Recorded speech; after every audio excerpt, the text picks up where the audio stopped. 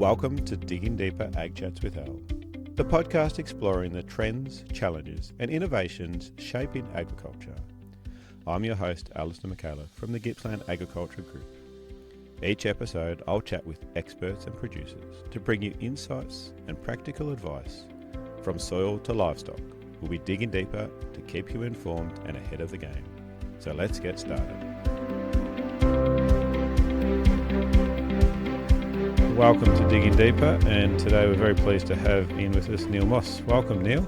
Thanks, Al. It's lovely to be here at GAG and down in beautiful Gippsland again, having a bit of a look around. Yeah, you've been down for a few days now, is that correct? Yeah, so I spent most of last week down here, with a bunch of different farms, the varying types of enterprises and all through the district, and I've got another week here now, so yeah. Yeah, and you came up from Melbourne this morning. How's it looking down that way? Well, there's a bit of green in the countryside as you get down towards Melbourne. It's I think there's sort of a start, and there was a little bit of rain there over the weekend. I didn't see much this morning because it was still quite dark when I left, and I did notice a couple of patches where we're down to sort of -2, so a bit of frost between here and there, and started to warm a little bit once we got out here in the subtropical East Gippsland environment. Yeah, once the sun gets up, it's actually been some really spectacular days up here at the minute, so yeah, tremendous. Yeah. Make the most of the lack of wind and the nice sunshine before it disappears. We will, yeah, and it's been a cracking open to the seasoning here. Yes. So, yeah, we're very fortunate. Yeah, it's a very favoured part of the state, which is nice at the moment.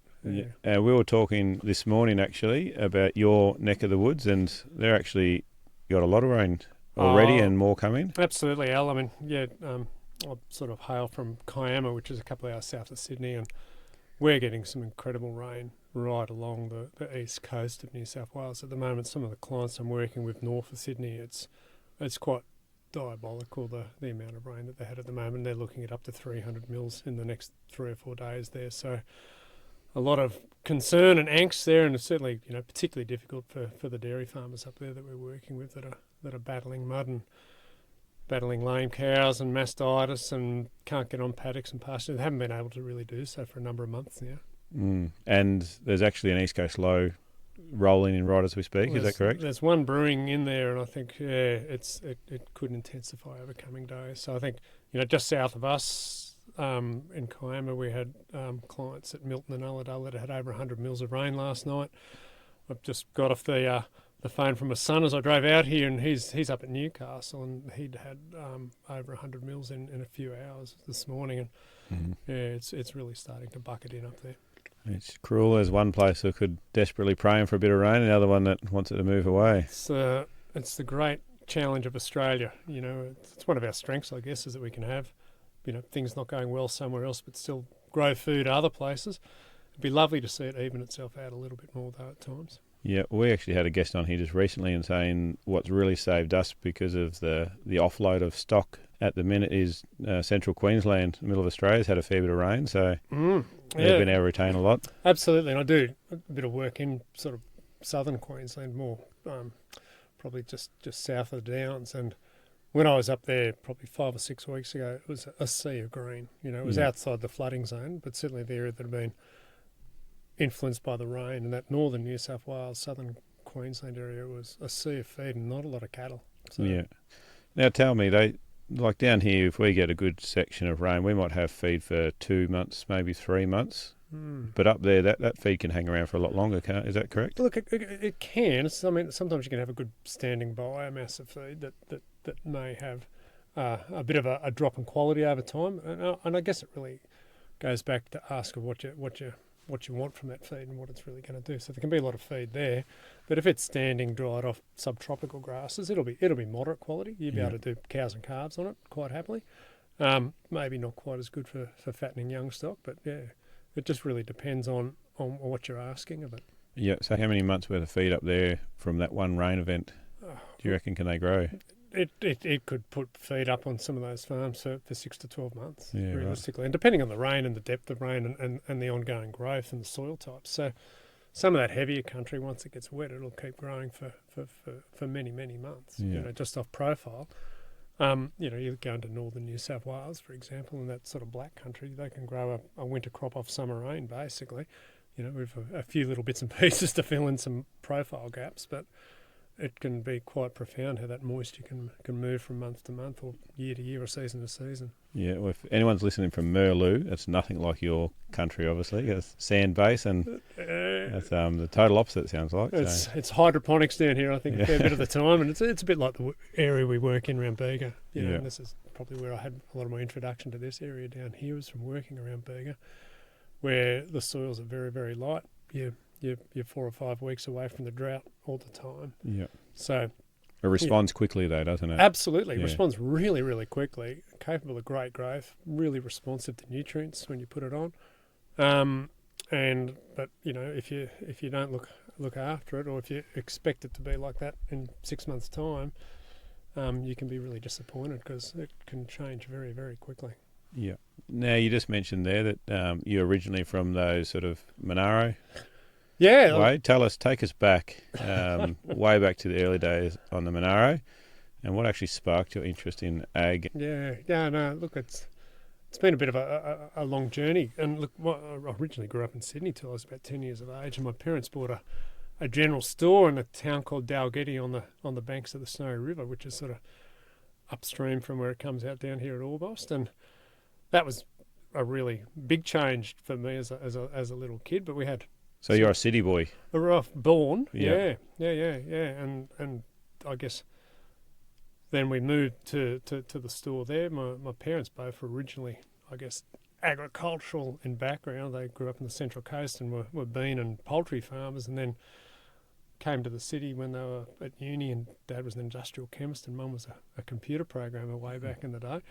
And then we were born there, but they wanted to get back out of the city again, and we bought a little country store in a town called Dalgety, which had about 80 people in it on the banks of the Snowy, and I guess that's where my interest in sort of ag and farming and all sorts of things began. When I was not too old, I got work on sheep farms and used to feed sheep and rouseabout and work with a bit of grain there. And at the store itself, I had a very large vegetable plot, actually. Yeah, right. Which is probably where a lot of my interest in growing stuff came from. So I used to... As in you tend to garden out the back? Oh, absolutely. Yeah. And supplied a lot of the vegetables for the store. And, that's where I earned a lot of my early dollars and bought a few motorbikes, which I proceeded to fall off, and a couple of cars and things like that. But I guess developed a great love for growing things as well as getting interested in the animal side of stuff as I grew up as well. Yeah. Yep. So a small town of 80 kids. There was no high school there. No high school. So there were 5 or 6 people there when we turned up in 6th class, I think. And so I went from being in a selective class in a Sydney high school to Sydney primary school to a primary school. There were 30 people in the whole school. Yeah. And then ended up going into Monaro High in Cooma for my high school education. Yeah, which was a bigger school. It was a great school, Monaro High. At the time it was a really quite diverse for a country school. A lot of kids from the Snowy scheme. Families, a lot of the rural stock and local, families there as well. So quite diverse. A lot of sort of kids from all different European backgrounds.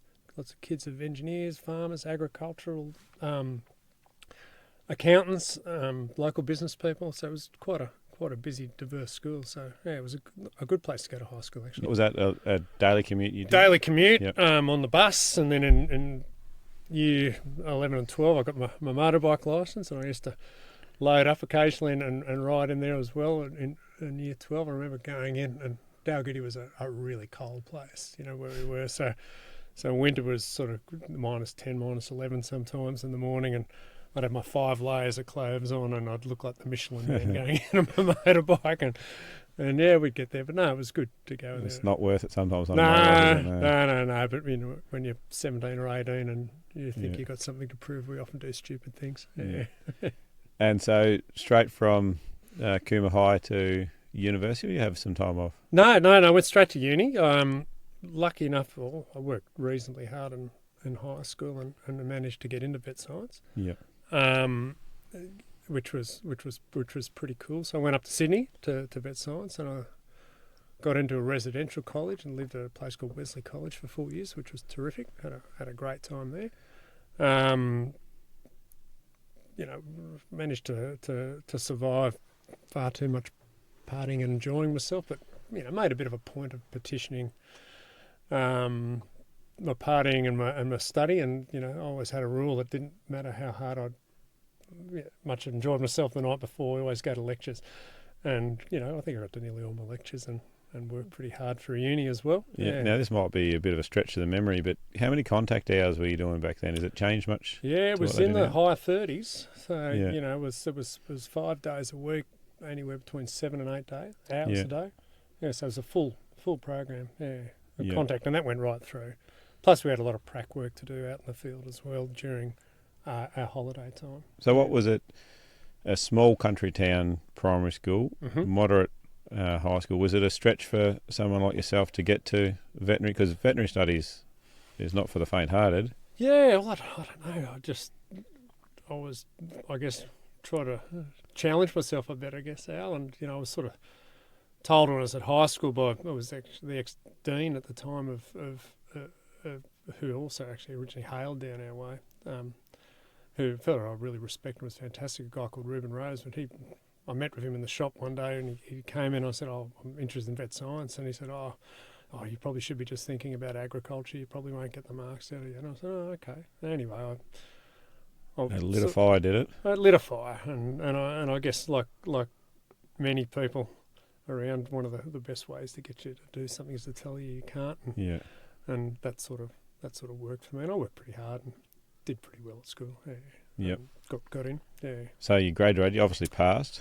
At university? uni. Yeah. Yep. No. Look, I did. I graduated with I think first class honours and the top sort of bracket of people in the year, and again really at uni started developing a very mixed perspective of what I was going to do. I wasn't locked in, but I certainly had a strong bent towards going into production medicine. Yeah.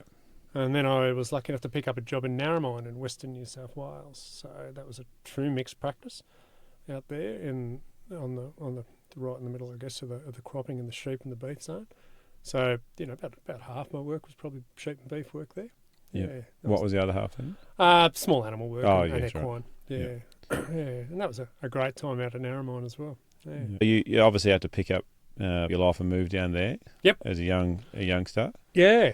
Tell us what that was like, and then how do you evolve? Because I had no knowledge until the email came through that you were a qualified vet. Actually, I know you're in a different profession, but how do you go from veterinary practice to where you are now? Yeah, well, it's been a hell of a journey, I guess, Al, and I guess obviously I started off in the doing the vet work, and I still consider myself to be a veterinarian, and an important part of what I do now. It's not traditional veterinary work where I put the overalls on frequently, but it's certainly highly involved in animal production and animal health. But look, the first couple of years I went out to Narmine. That was a terrific time professionally for me. I learned a lot about, you come out of uni thinking you know something, and you don't really know that much, but you know a little bit, and you learn how to be fairly resourceful. I had some really interesting experiences. I think in about the 10th day that I was there, my boss got double barreled by a horse. As in kicked? Kicked, yep. yeah, had his spleen ruptured. I was with him at the time because I was seeing a bit of the area with him and had to drive him around a couple of hospitals, and I think he ended up, going very close to losing his life, but didn't. And for me, that was, quite confronting. But it also meant that I had a lot less supervision for my first 6 or 7 weeks in practice. We had 2 practices in there. We had some other guys in the team who were fantastic, but there was a lot of time where I was sort of left to my own devices at that front end, and a bit of external supervision from some of the other partners that were based in Dubbo or in the genetics side of the business. But it left me having to learn fairly quickly. And look, I had a great 2 years out at Narmine. I learned a lot about veterinary practice and animal production. I also learned a lot about, I guess, people and communication and having to integrate into a community which was completely foreign to me. And that was one of the challenges I set myself when I went out to Narmine. I had an opportunity when I finished uni to go straight into clinical internship at the uni, but I actually wanted to get out for a few years and go to a new community and try and learn how to integrate and meet people that I didn't know and try and work on communication again. Get out of the institution. Absolutely. Yeah. Deinstitutionalised for a few years, with the view of maybe coming back. But I went out and did that, and it was terrific. And I played a bit of rugby and learnt a lot there as well. I played rugby at uni and school, but I found myself in a position the second year I was there where they said, well, our previous coaches quit. You know a bit about football. Do you want to coach the first grade rugby side? Now this is rugby union. Rugby union, not rugby league. No, the country rugby is an amazing sort of social focus for the town. We had a terrific time. The first year we were there in the biggest zone, I think, in the world. We played out as far as Cobar and Brewarrina and Walgett, and it'd be a big event to go out. A lot of hours on the bus. A lot of hours on the bus. A lot of interesting songs being sung on the way home. On the way home, but tremendous functions at every place that you'd go, where there'd be a barbecue put on at the end of the night, and you'd stay out there for a few hours after the game, and a big roast or whatever, and then you'd get back home in the middle of the night. That was quite an adventure, dodging kangaroos. But then, I guess the second year I was there, I got asked to coach. And that was, you would have been 24 or 5. Oh yeah, I was a pup. And there was. I said, okay, I'll give it a go. And that was a fascinating experience for me, I think. And I guess we were having a chat about this earlier today, Al. But for me, that was one of the most important learning experiences I had when it came, I guess, to thinking a little bit more about adult education and how we transfer knowledge to people and work with different people with different skills and different needs. Because in a rugby side, you've got everything from people that want to be micromanaged through to people that absolutely resent the fact that they're being vaguely told what to do at all. Or given instruction, and you've got to find your way through this stuff very carefully. And it's I guess something that I've carried with me through the teaching that I was doing at uni, but also in my consulting work now. So that year of coaching, the communication towards those players from a young person to could be a decade or so your senior, I guess. Absolutely, yeah. You would have learned a lot about the intricacies of actually communication and with people. Very much so, and some of it was successful, and there were a number of times where I was promptly told that it was unsuccessful. You take these things on the chin and you move forward with it, Al. Well, you wouldn't have forgotten those lessons, I don't imagine. No. And I'm probably a bit better at it now, but we still occasionally get it wrong too. Yeah. I can imagine you would have been on call. Absolutely. How did that all work when you were travelling the other side of the country? When I was over there, I was sort of on call every second weekend, and that was okay. I was lucky again. The boss I work with, he was kind enough, or the guys I work with said, well, it's important that if you're in this community that you're happy and you're part of it, and the football's a big part of that. So they basically worked it. So for home games, I was on call in case something did happen, and then when we had away games, then someone else took the phone. So that rotated pretty well. Yeah. And did many people have to slip into your jersey to play the? Oh, it happened occasionally. Yeah, you got called away, did you? Yeah, you got called away. Yeah. Story to tell. So you mentioned there that you are a consultant now, and that's how I actually know you. What's been the shift from veterinary practice to consultancy? Yeah. Well, it's taken a while. So I guess after I did my couple of years in mixed practice, I came back to the University of Sydney and did an internship in specifically in cattle medicine and surgery, and that was immersed in, I guess, the older area around Camden, where there was still quite a bit of dairy and beef going on at the time. At the same time, I was doing a lot of undergraduate teaching as well. So we'd go out and bundle up with the students in the car, and we'd go out and do a day's work on varying farms. A couple of years into that, the opportunity came to do a PhD as well. So that was based on looking at the interaction between a whole heap of management, nutritional, biochemical factors in dairy cows, and relating that to fertility. So it was fertility and nutrition based with a fair bit of epidemiology and thrown into it as well. So part of that, I did some training in some biostatistics and critical review of literature, and as well as that, I ran a big experiment across a number of centres where we basically followed through a whole heap of predictors of fertility and related to that to conception failure or success in dairy cows. So I guess, you start to see a different side of veterinary practice then. You start to get a better understanding of the importance of nutrition, management, animal health. And at the end of that process, when I got to the end, one of my supervisors worked privately in a consultancy business, a gentleman called Ian Lane. He has a very distinguished career in dairy medicine and science. And I was lucky enough to be offered a job to go and work there in about 2000 and have been there ever since in a consultancy job. So he was a vet. He's a well. veterinarian as well. Yep. He'd had a lot of time in the States, but he had this sort of veterinary consulting nutrition business that he'd developed in a couple of years prior to me leaving. So he had another consultant working with him as well. She was an agricultural scientist, and I was, I guess, the third to come into that business. Yeah. Right. And so have you gone off and studied agronomy as well? Not formally, but No. have just done and been immersed in it basically for 20 years and developed the interest in it. And it came, I guess, from a need that we had with our clients that we found that so much of what we were doing was nutrition related. And then, as you understand more about animal nutrition, it's not just around formulating pellets and putting rations together.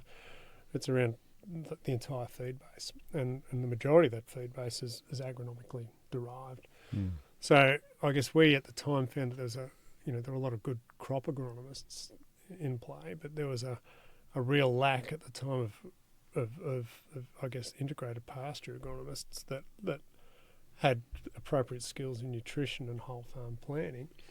So I guess we tried to bring all of that together and I've just, progressively done courses and small training and lots of work and developed expertise in this space. Yeah. Well, there you go. You learned something. That would be my interesting fact for this episode if I was getting asked the questions. Now, you've worked at over 50 dairies, over dozens of beef enterprise across Australia. Yeah. And that'd be 50 current clients at the time of that writing, so I would have worked with hundreds of dairies. Yeah, so on the books, I guess, is what you've got now. Yeah. So that's a client box. Yeah. Yeah, a lot is what I'm getting at. Yeah. Tell us, we like to know, what's the common problems that you're seeing?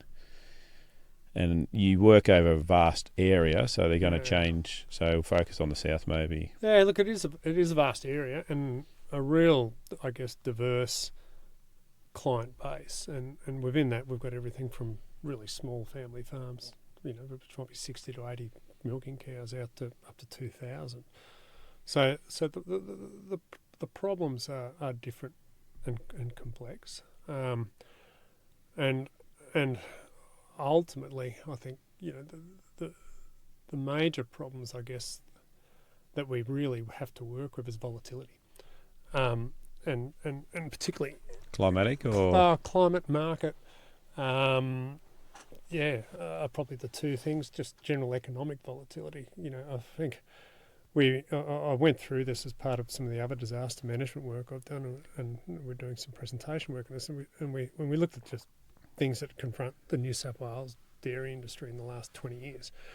So we had around the turn of the century we had deregulation, which was a huge disruptor, and then we had the Millennium Drought, and then we had the GFC, and then we've had various bushfires, we've had various floods. So something is causing extreme volatility in either the farming environment physically or market wise every couple of years, and this creates, I guess, real uncertainty for investment and for people moving forward, and planning, I'd imagine, and planning. Absolutely. So it puts businesses and people under a lot of stress and a lot of strain.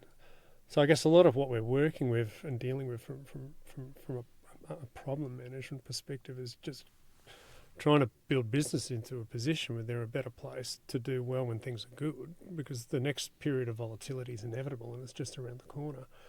And if you're performing well, and there's a whole heap of things that we look at to say, is the business performing well? during good times, that means they're in a better position for whatever the next volatility incident is. Now, be that what's happened in the States at the moment, causing some volatility, be it with what's happening up on the north coast, with all the flooding that we're getting there, be it the dry weather that we're experiencing in the southwest of the country, of the state at the moment in Victoria and New South Wales. So that volatility makes planning very, very difficult. Yeah. So I remember hearing a statistic. The Australian government spends something like 95% on disaster recovery and 5% on prevention. Yep. If we translate that to a farming business, yep. in a good year, when we say do have chance to be in a profit, yep. how much of that profit would you like to see into planning for those tough years? Look, that's a really good question, Al, and it'll depend on the business. Quite often, if they've been in bad years, quite often the profit's being diverted into paying back debts and money outstanding. This has been one of the challenges with actually businesses having money to invest to move forward. You know, we always, during those better years, it's always nice for the farmers to take a little bit out for themselves as well and do a few things around the home and with family. And I think those are actually really high priorities during better times as well, because, you know, why are we doing it if we're not actually getting something good out of it all? But I think there is a need to continue to reinvest into building farm resilience. Interestingly, a lot of those things that we do, though, to build farm resilience in bad times tend to enhance profitability in good times as well. So it might be investment in better feeding infrastructure. It might be, you know, improving genetics or improving the pasture base, in building better laneways, better facilities that improve labour. You know, all of these things support the business during those better times, and they also have a carryover benefit to improving the businesses when it's difficult. And one of the things, again, we've found, and we may talk about this a bit later in our flood study, is that there was this underlying theme of a lot of these businesses that performed less badly during the extremes of the wet in New South Wales in 22 and 21, were that these businesses that did better during the bad times are the ones that were well managed, well run, and well prepared, you know, during good times. So I guess that diversion of profit into building a better business overall, tends to carry over to mean that you're doing better during those bad times when they do inevitably come around. How much is that decision making? On a day-to-day basis or a longer-term strategic basis? I guess both, because there's a bit of a common theme here when there's been some sort of natural disaster, drought, bushfires, floods. Everyone that's come on has said that if you make decisions, you're generally better than the person that doesn't. Even if it's a bad decision, you're making decisions. No, I think well-made, considered decisions are crucial, and having a strong evidence base to make those decisions and an experience base, or having a good network of people to support you in those decision making is really, really important.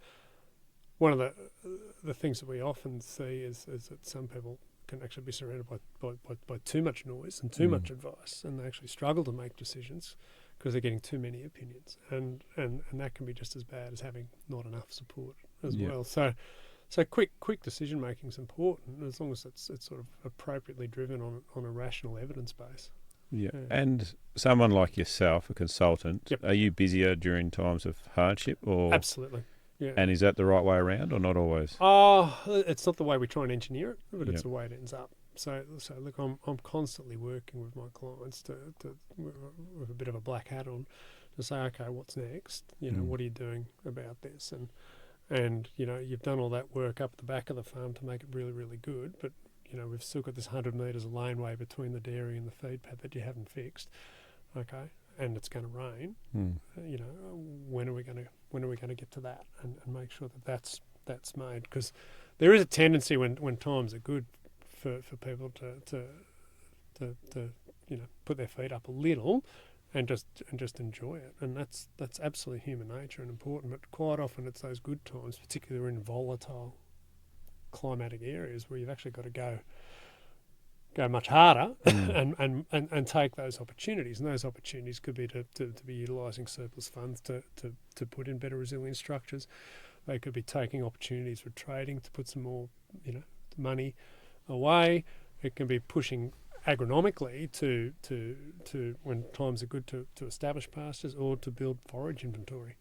Okay, and the temptation to say, oh, it's pretty good now, we don't need to put any fertiliser on, the grass is growing on its own. I guess I grew up on the Monero during the period of drought, so I'm under this sort of mindset that we're eternally in drought and in dry conditions. So whenever you get a bit of rain, you go like crazy and you do what you can, because you don't quite know when the next dry period's coming. Well, I was thinking as you're talking about that, and the hardest I find, because I think things are going well, is when we get in good rain. Yep. And I think, we're right now, and so I sort of take my foot off the pedal a little bit. Yep. And it's actually the opposite to what your mindset is, but yep. That's interesting. Yeah, once the rain comes, we're right, sort of thing, but yep. It's not always the way. No, and East Gippsland's very like that, and it can be really, really good here for short periods of time. But I think the predictability of when that's going to occur is not anywhere near as good as a couple of 100 kilometres to the west of here. You get west of Sale. From my experience, this year might be a bit of an exception, but you're pretty much always green between, May and November. It's a matter of whether it's a bit longer or a bit shorter than that. Here, spring can be any month of the year when it rains. And it's very much like a lot of the East Coast where we work. It's spring's when it rains. It's not necessarily in the classic springtime, and you've just got to take advantage and have stuff that grows or a strategy that captures that moisture when it's there. Yeah, well, there's not too many people I know around here plant by calendar. Yeah. And probably for good reason, actually. Yeah, absolutely. Yeah, you touched on your study into the storm and flood recovery in New South Wales. Yep. What did you actually learn about resilience and putting that into farm systems, and what practical advice would you have? Yeah, look, it was a great process as well, Al. So we actually went out and did really detailed survey work on 30 impacted businesses. When was this, sorry? So off the back of the 21 and 22 floods on coastal New South Wales, and you would have probably seen a bit in the media around the Lismore flooding in particular. Yeah. But did they get burnt up that far or not? Inland there was fire across 2019-20. So that whole escarpment basically burnt from one end of the country to the other. So that started just down the road here. The road from here, yeah, absolutely. And I was embedded in Bega during a fair part of that as well. But basically, we did really detailed interview work with 30 farms that were impacted by flooding and prolonged wet weather. And I guess what we were trying to do was tease out what were the attributes of those farms that were less impacted than those that were really profoundly impacted. And we assessed it by it's difficult on how do you assess impact, but all we could really look at that was measurable was by their return to productivity compared to where they've been previously. And the things that really started to stand out were again this underlying robustness of the business beforehand. The businesses that were more engaged and I guess operating, for want of a difficult euphemism, operating at a slightly higher level, were generally less impacted. Those that were entrenched in sort of older practices and hadn't adopted, I guess, some of the more modern things that we see in feeding cows and setting up, production systems and technology and were less likely to be using advice as part of their network were more impacted. So I guess again from that, what became apparent was good businesses beforehand do better during bad times. Farms that I guess are accessing more information and progressing technologically were less impacted. I guess feed system flexibility and farms that were more production orientated with their feeding and more aggressive, they tended to do better. And again, because what the impact there was that if we had farms, and we can talk about feed conversion efficiency as a factor of this, those farms of high feed conversion efficiency before the event occurred, when we get into the event, one of the things that you see after a flood or a fire or any natural disaster is you go to 3 to 6 months of fully hand feeding a lot of the time. That's very much what happened. So those farms that had higher feed conversion efficiency at the front end of that, well, they came into the feeding phase, they kept feeding well, and they got a much better return or a better margin from that feed that they were buying and feeding out. And that tended to support them better financially. Was that because this system was set up for feeding, or the Yeah, cattle? both. Is this dairy? There was predominantly dairy in this. Yeah. There was dairy in this situation. Yeah. So it's a matter of having the systems available for feeding. So, they might have had more hard feed infrastructure, so feed pads, those sorts of things available. They had cows, I guess, that were metabolically functioning at a high level. Mm-hmm. Their health was good. They were at the efficient part of their production cycle, more, better reproductive performance. All of these things that mean that a kilo of feed produces closer to 2 litres of milk compared to less than 1 litre of milk. That much difference. Oh yeah, it can be in that sort of range, and that can be across a herd. Yeah. So you magnify that across lots of critters, day in, day out, it actually starts to have a quite a big amplifying impact. Does that curve increase with those lower producing milk cows once they start to or they rumen adjust and everything? It's very hard with a low producing dairy cow to make it within that lactation a higher producing cow. Right. We'll get a small effect from improved feeding. The problem is once they're already turned down or run down metabolically, a lot of the hormonal signalling, the stage of the lactation, just stalls their at body that condition, it lower just stalls at that volume. lower level. Okay, so there's this thing I talk about called lactation momentum. If you can hold a high level of lactation momentum and keep production up, and you've got good health and good feed conversion efficiency, when you move into a troubled time, you've still retained that lactation momentum, so those feed units still continue to be converted reasonably efficiently on the other side. Right, so once the cow calves, Yep, you want that nutrition yes, to be spot on from that day. Oh, even beforehand. So we're working pre-calving Right. with nutrition in cows to stimulate a number of things. We want to make sure that we're stimulating them energetically. They're not in a negative energy balance prior to calving, because that actually has signalling impacts on the cow's future lactation. It can actually have some interesting impacts on the calf as well. From Lifetime impact. Lifetime impacts, through some of the epigenetic impacts on calves. So sheep and wool are the same actually. Yeah, absolutely. And we know, for example, if you talk about heat stress in dairy cows, so you can have heat stress in a dairy cow pre-calving, and that could have an impact on her productivity by 10-15% for the lactation.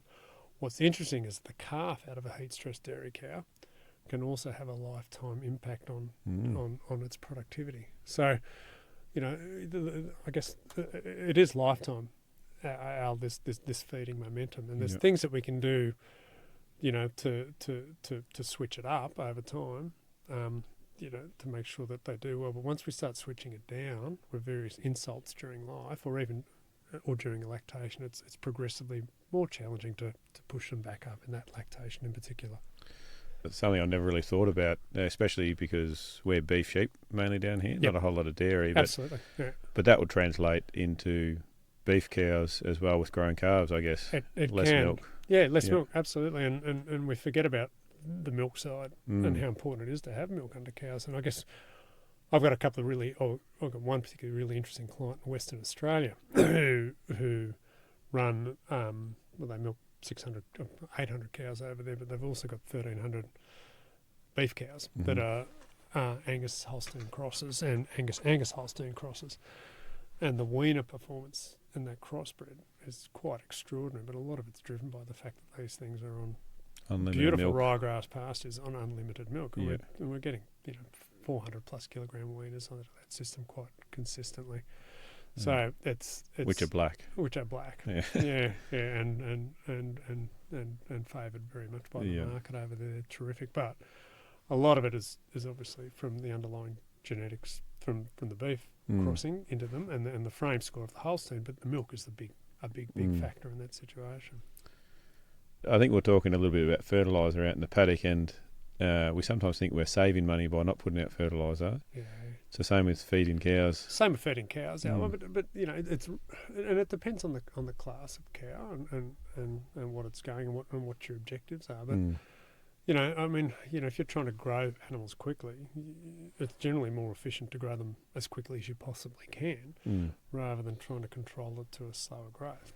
And that's not even factoring any carbon emissions calculators absolutely. either. We know that the carbon benefits are going quicker, are really beneficial. And it's interesting, we've got some beef clients that we're working with up in the Liverpool Plains where my colleagues work with them, but they've been working on getting they're split calving herds with autumn and spring calving, and they're actually looking at increasingly trying to calve at 18 months of age, or 18, 19. So when instead are they of 2 years of age, they're probably they're going to be calving around 20 months of age. Yeah. Yeah, but they're being joined around 12 months. What sort of weights? Yeah, they'll be getting up in the 500s. Right. So growing them very, very quickly. But from a carbon perspective, it's actually quite fascinating because by calving 4 to 6 months earlier, we've got 4 to 6 months less emissions as a non-productive female before they're actually returning into the cycle. Yeah. Oh, fascinating stuff. Now, let's move on to land values and business viability. So you're pretty vocal about the disconnect between soil and land prices. Well, it's a concern. Yeah. And it depends on the area. And I guess what we're tell us your concerns. If people haven't thought about this before, what are you? I think it's not something to be horrified about. It's just making things progressively more difficult as we move forward to just look at purchase of land as an ag play, particularly as we get closer to urban areas, coastal areas, where our land values are frequently getting up into the many thousands of dollars per acre, and that'll vary wherever we are.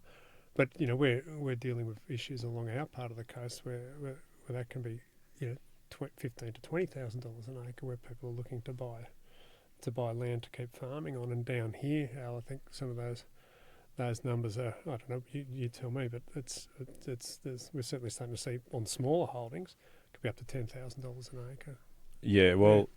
Depends where you are, but it varies a little bit. But you won't find anything under sort of $4,000 an acre. Yep. And then by the time you factor in fencing, infrastructure, and maybe some water, those prices aren't actually those prices either. So they go up quite dramatically. And there's a house on there as well, and those sorts of things. So that gets you up to, let's say, $10,000 a hectare just to walk in the door. So and that can potentially work, but I think you've got to make sure when making those decisions to buy that you actually have the productivity out the other side that actually justifies that value.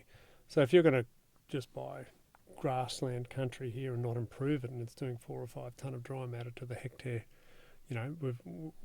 if you're lucky, you look at the value of that feed compared to the value of maintaining the interest bills on those farms and the minor operating costs, and they're not vastly different to buying the feed. So to make higher value land work and stand up, we're unfortunately getting moved to a situation where we actually have to look at the intensity of the agriculture on that land, as in increasing that intensity. Increasing it, absolutely, to make it work, and that's fine. That can be a good thing, but it means that people going in to buy land need to have a fairly clear picture of what they're going to need to do agriculturally to justify the value of that land as we increasingly move forward. Because we've seen some really, really high numbers paid for properties, and people buying an extra bit of land up the road to make it a bit easier. And then all of a sudden we'll say we've paid $1 million for a block of land up the road so we can move the heifers up there, or we can grow a bit of extra fodder. But all of a sudden, well, at 6% interest, if you're lucky, there's $60,000 in interest cost to take that on. There's $20,000 to $30,000 in operating costs. The business as it was sort of running okay with a bit of income for you, but not a lot of necessarily beyond that. all of a sudden you've got to say, well, how have I got to now make the whole thing work so there's another 80k in the system just to run that additional property?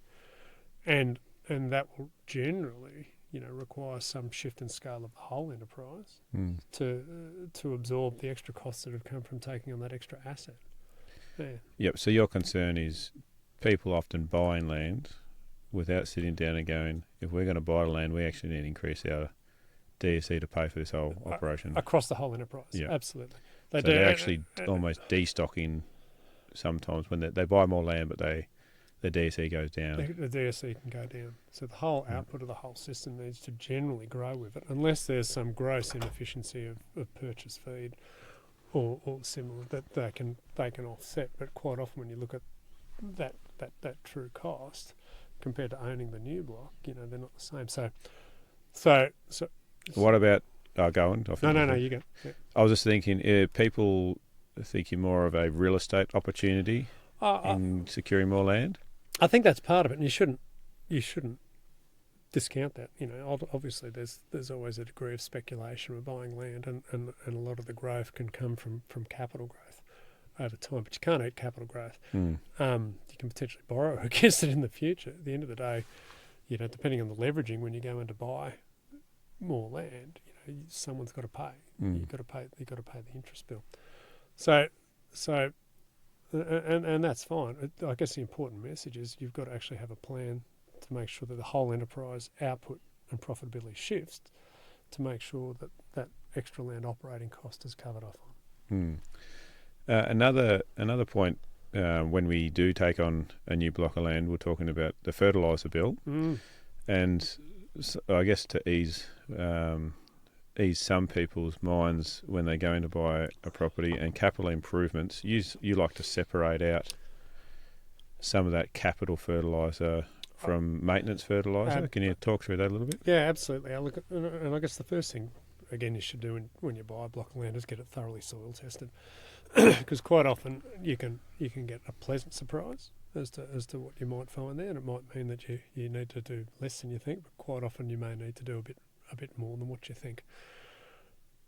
Once you're running on the farm, it's quite important that when you're looking at a particular enterprise, so if you've got a breeder enterprise, and there and you're assessing, your cost per breeder, that you're careful that you decompose things like your fertilizer out. So, well, what's the maintenance cost per breeder for fertilizer? When you're looking at the actual viability of that breeder enterprise as a choice of what you're going to do there.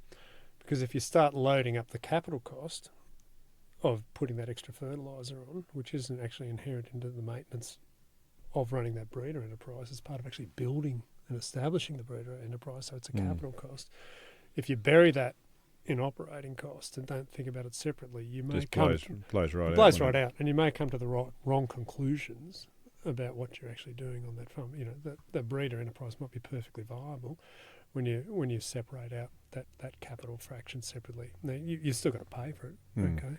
But it's important in the decision making of what you're going to do as an enterprise that you do consider it a little bit separately. Yeah, because you're saying that sometimes you see people jump from one enterprise to another thinking it's going to be more profitable.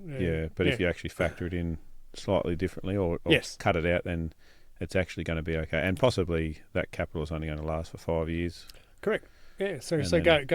And again, that's part of having a structured journey to get there, Al. So, if we've got a base value and we want to get to a target value, don't try and fix that all at once necessarily, particularly if you've got a volatile climate and uncertain returns. You might be better off saying, well, let's look at phosphorus. Here's our maintenance phosphorus requirement per year. We want to get to a certain level. Okay, let's divide that over 5, split that over 5 years and just build it slowly so it's less of a hit on cash flow. But again, it is building capital rather than general operating. That's good advice. Now, we're going to actually let you spruik yourself a little bit because I found here that in 2020 and 2021, you're actually named the ABC Rural Consultant of the Year. So what did that recognition actually mean to you, and why were you nominated for that? Well, yeah, look, it was an incredibly humbling experience, to be honest, Al, to be nominated by one of my farming friends for this process, and that received some really humbling endorsements and references around actually getting that award in the end. It came as a big surprise. I think it was basically stimulated from some of the work I'd been doing with the fires down in Bega, where I had a pretty active role during the active phase of that with the dairy sector down in Bega. From that then, there'd been a bit of recognition that I guess I'd worked with a lot of enterprises for a long time and probably supported them through some very difficult periods over and above the technical side of things that I'd like to bring to the table. So yeah, it all came to a bit of a head, and I was lucky enough to get the gong. Yeah. Yeah. So was that a process you had to go through? Look, it was a bit of a process. I think I had to answer some questions and questionnaire and send in an application once I'd been nominated, just basically profiling my activities and what I'd been up to. And I think the referees did a lot of the work, from what I can gather. Yeah. Well, congratulations. Yeah. And is there some sort of alumni now? There possibly is. Again, No. I probably haven't made the most out of the opportunity, Al. I just sort of keep plodding along, and I put a little badge on the bottom of my emails that says I've got this award. But there you go. yeah, so the certificate went straight to the pool room. Straight to the pool room, mate. Yeah. All right. Well, we're coming to the end of this podcast, but you've been in the game for a few decades now.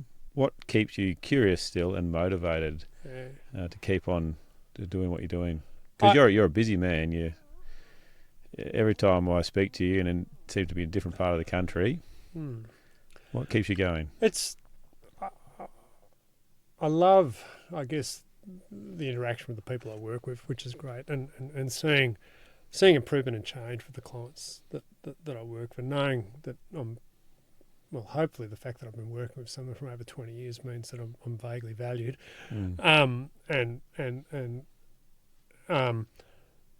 Being part of their journey and seeing their businesses become more profitable and sustainable and moving to the next stages of where the clients are going. So that really does motivate me.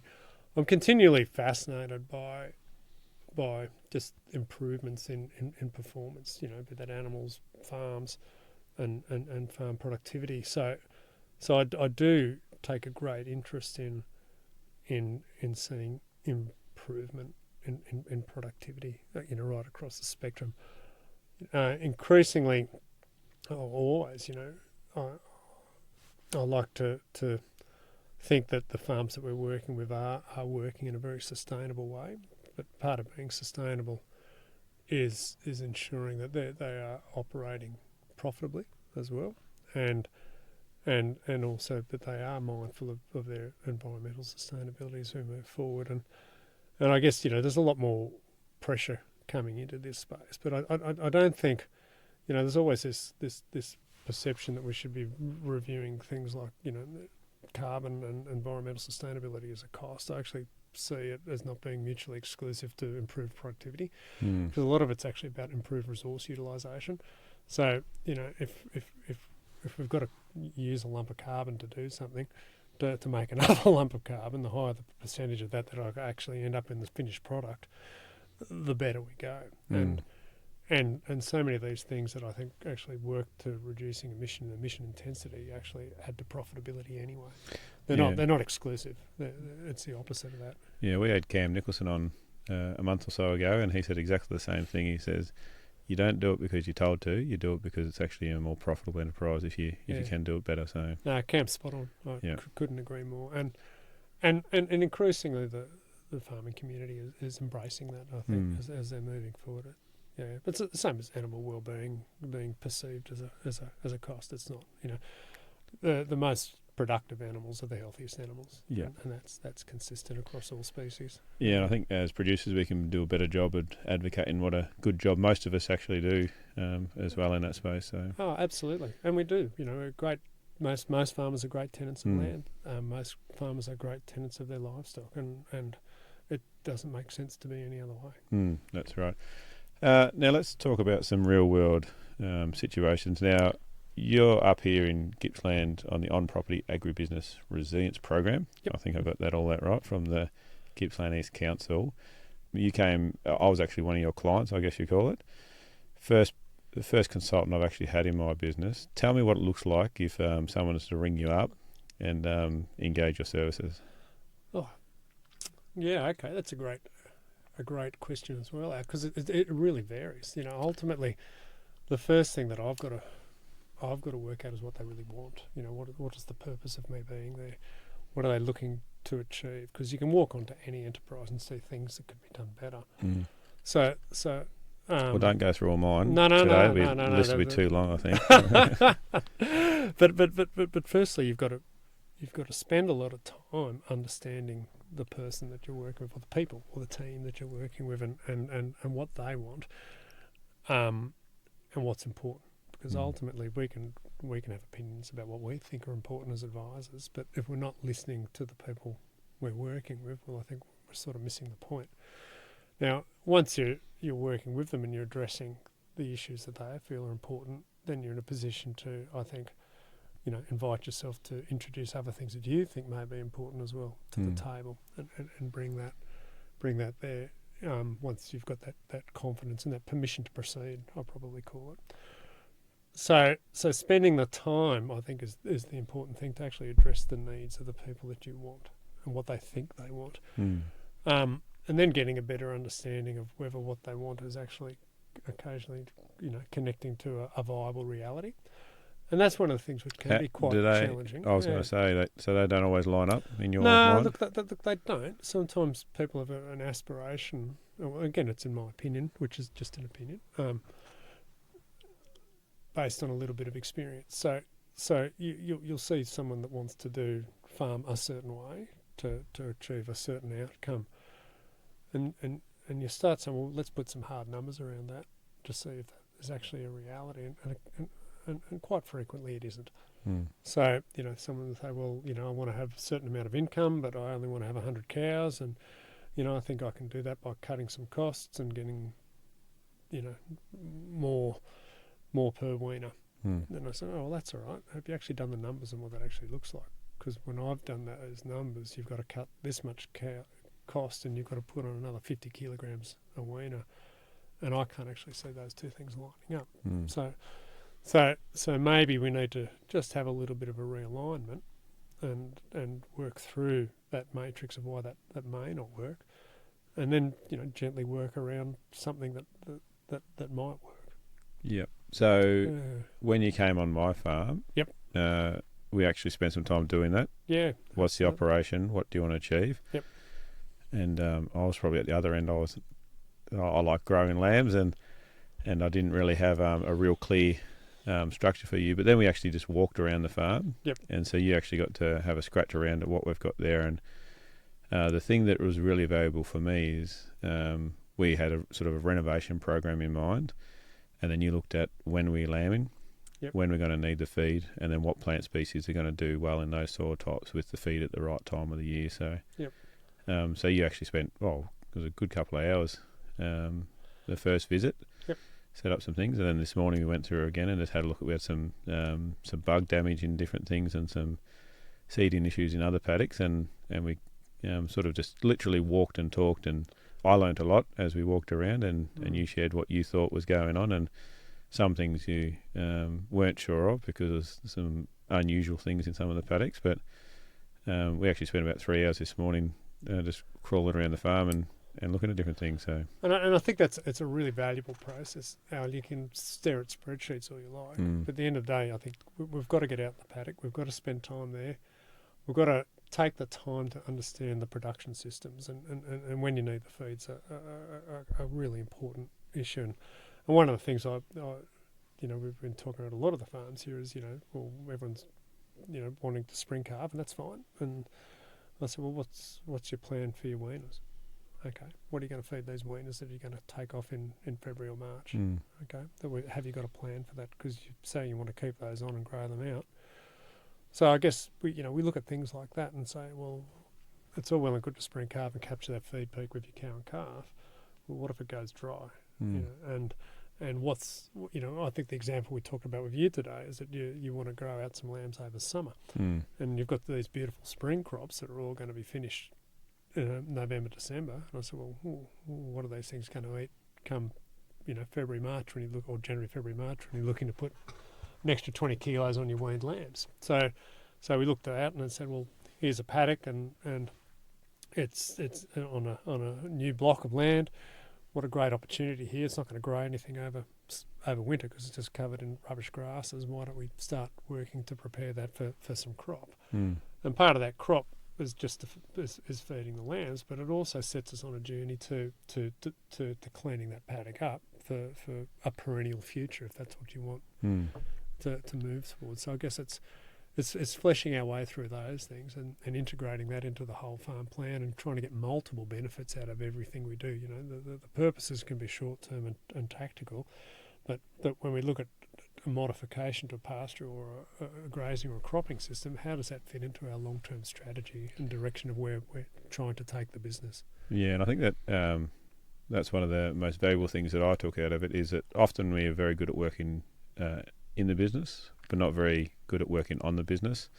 And then having yourself come in and going, what's the big picture idea, where we head in, it allows us to work on the long-term strategy rather than just actually growing that crop in that month or getting the seed in the ground. So and I've seen a lot of this, I guess, with the programs. Lots of people doing good stuff, bits and things that's quite often been very disjointed and not necessarily connected to a long-term purpose or strategy. And I think that's where we can get better value out of things.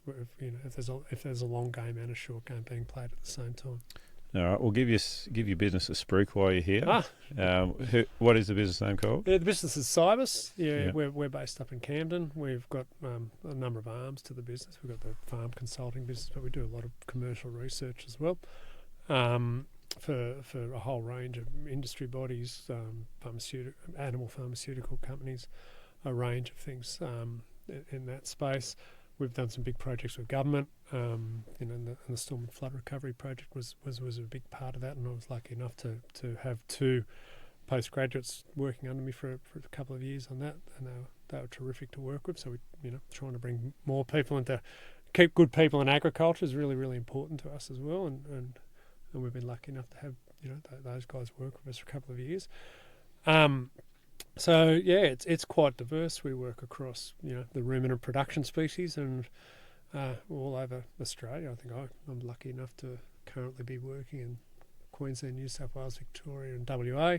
But I've done work in King Island, Tassie, and South Australia as well. I do some consulting remotely to a place in the Territory, but I haven't been up there yet. So, it'll be worth going up there. It's a different world up in the Northern Territory, I'd imagine. It is. But look, cattle, and nutrition. There's some intricacies, but at the basis of it's pretty important. Or pretty consistent. Sorry. Well, anyone interested, look up Cybus online and be able to find contact details. So I can highly recommend from Gippsland Ag. You do a lot of consulting work for us down here, and really appreciate your expertise. And I don't know whether you like this for every client, but you're only ever a phone call or email away for us. So sometimes it takes a little bit to respond because you're a busy man, but you always do get back to us. So appreciate that. Now we come into our signature question. And you have been worded up, so it better be a good one because you've had some time to think about this. But what have you learnt recently, Mossy, that surprised you? Well, I'm pleased you asked. So I love food, and there are many things I've enjoyed eating over time. And this actually came to me over the weekend, so it's actually quite fresh. And good. Lucky enough, my wife and daughter came down to Melbourne for my daughter's 18th. They'd been out to a show to see Beetlejuice, a bit of musical theatre, and I'd been evicted from that, so I'd had a day working, cleaning up a few reports from the work last week. But we were lucky enough to go out to a lovely Italian restaurant called Lupino, I think, in Melbourne. And, I looked at the menu and there were a bunch of things that looked good, but I was really attracted to the special of the day, which was this roast shoulder of lamb and chickpeas and a couple of things which I really, really liked. But then it was Brussels sprouts. Yeah. Okay. And I guess Brussels sprouts is something which have tormented me forever because I probably grew up in the 70s and 80s on They're a those thing of boiled nightmares, aren't Brussels they? sprouts, Yeah. which are a nightmare. And I'm thinking, God, I can't come at this because of the Brussels sprouts. And I said, all right, I really want everything here but the Brussels sprouts. Tell me about the Brussels sprouts. And he said, well, they're snap fried with garlic and chili, and they're really, really beautiful. I said, oh, okay, I'll give it a go because I've never had a good Brussels sprout in my life. But anyway, lo and behold, out came the lamb and out came the chickpeas, and on the side there was this big tub of Brussels sprouts, and they looked quite nice. Anyway, I ate them and they were bloody delicious. Mm-hmm. Okay, so to me, I was intensely surprised by that, Al. And I guess what did that teach me is probably the really interesting thing. And to me, it taught me two things. It said, firstly, just because something hasn't worked for you in the past, don't be afraid to give it a go with a different light. Yeah. And the second thing is don't be afraid to ask for an expert to do something better than you can do it yourself. Yeah. So the cooks and they were experts, and I handed it over, and I got a great result. Oh, it's a great lesson in a great topic of food, which I'm also a big fan of. So, very worthwhile thing you've learnt. Absolutely. Really appreciate you coming in. We appreciate you, Neil. And so, thanks for coming in, and we'll catch you next time. Mate, it's a delight being down here with Gippsland Ag. You do a great job, and it's tremendous for your community in the rural areas here. It's great. And the whole of Victoria would benefit. Yeah. Thanks again, Thanks. Neil. Cheers, mate.